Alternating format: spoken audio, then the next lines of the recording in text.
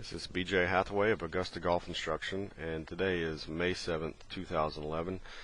A sad day for many golf fans around the world as Seve Ballesteros has died early this morning from complications from brain cancer. So in honor of Seve, one of my great heroes in golf, I'm going to take a look at his swing and talk about a few things that we notice from one of the great champions in golf. So we'll start with the picture on the right, the face-on view. We've got some lines drawn here. I've got green line to represent the spine angle set up at address. And I believe this was probably the 89 Masters, so he was still swinging well, and a pretty common swing that he's using here for him. So we'll just take a look at this. As he starts at setup, he's going to use a little forward motion here, a little preset of the whole body forward.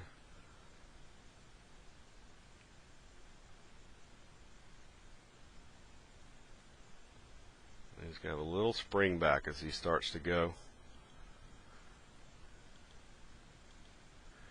And it's basically an arms motion with the little shoulders in the backswing. And Seve kind of sets that angle fairly quick. So there's the angle here. He's basically going to keep most of that same angle as he transitions up the swing.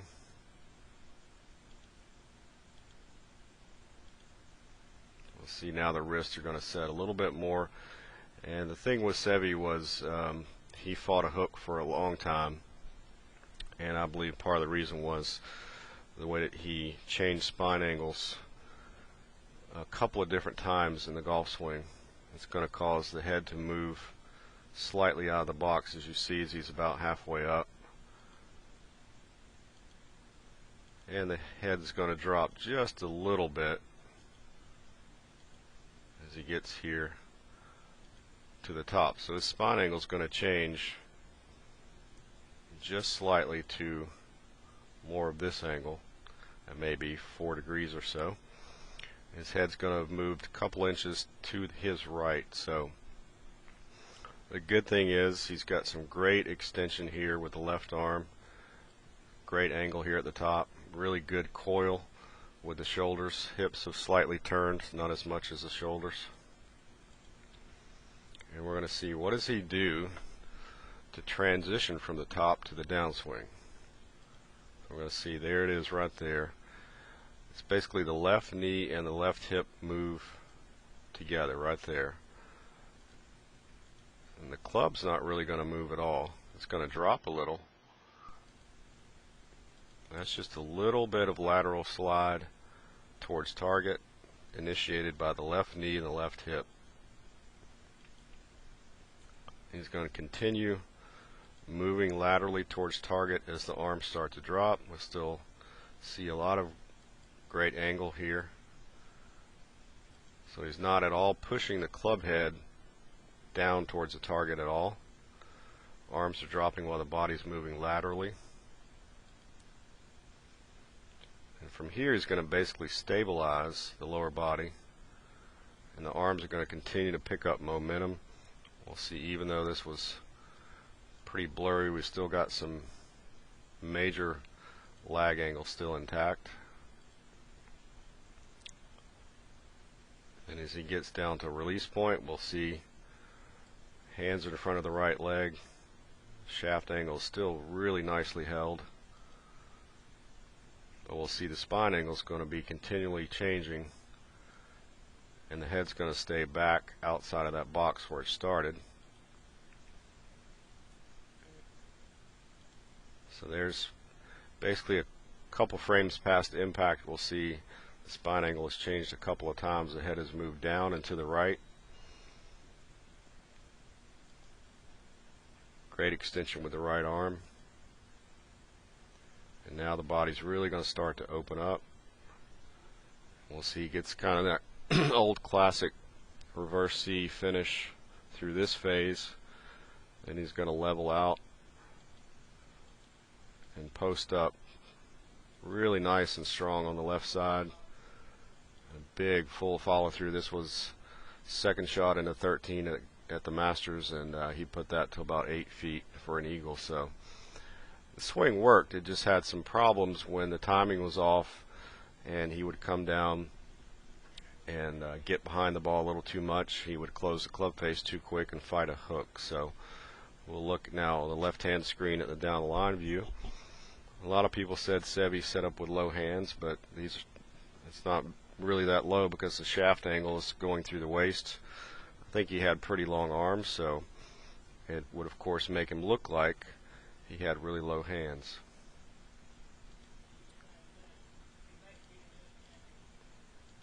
So we'll see. Now this camera angle is off because the camera is shooting through the ball, and the camera should be shooting through the hands, so it's going to alter our view of the swing plane slightly. So it's going to appear that he takes the club well under plane. You can start to see the early wrist set here, and basically the hands have set the shaft basically parallel to the target line. It's a little blurry, but that's what's going on. And he's going to set the shaft angle a little bit more vertical than what's modern, so it's going to be pointing a little bit under the baseline of the plane here.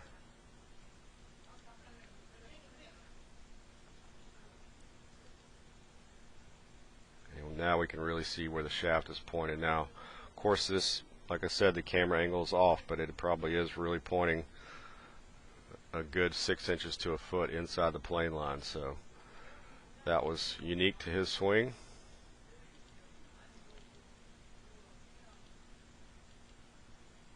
We get here to the top. There's the top, and then the face is going to be slightly closed.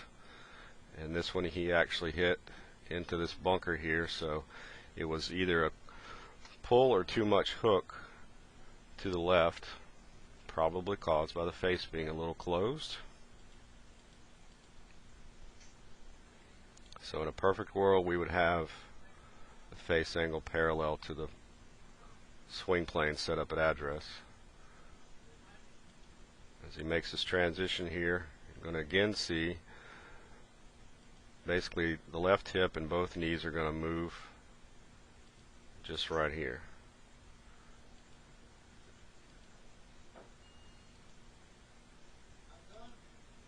Now the lower body is going to start unwinding. The shaft has now picked up this plane here, and basically he's going to arrive a little above the original plane at impact, which is fairly common.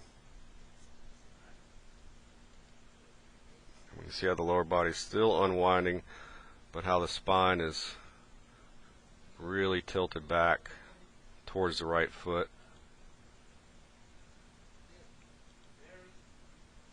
And here's the ball. The blur of the golf ball here. So that ball started on this line and ended up in this bunker, so that was just a little bit of a club face hook there. Again, most likely caused by the spine tilt being a little bit too much tilted to the right side of his body through impact. See a nice high finish. He's probably trying to hit a high draw and just overhooked it a little. But there's one of the great players in history, obviously one of the absolute best short game players that's ever lived. And when he was putting well, he could putt from anywhere and make it. And we may do another video and just take a look at his putting stroke. But there's the great past champion of the Masters and British Open, and my personal tribute to Seve. Gonna miss you a lot, and really appreciate all you did for me as far as being a hero, and watching you at the Augusta National when I was young really motivated me, and appreciate his legacy.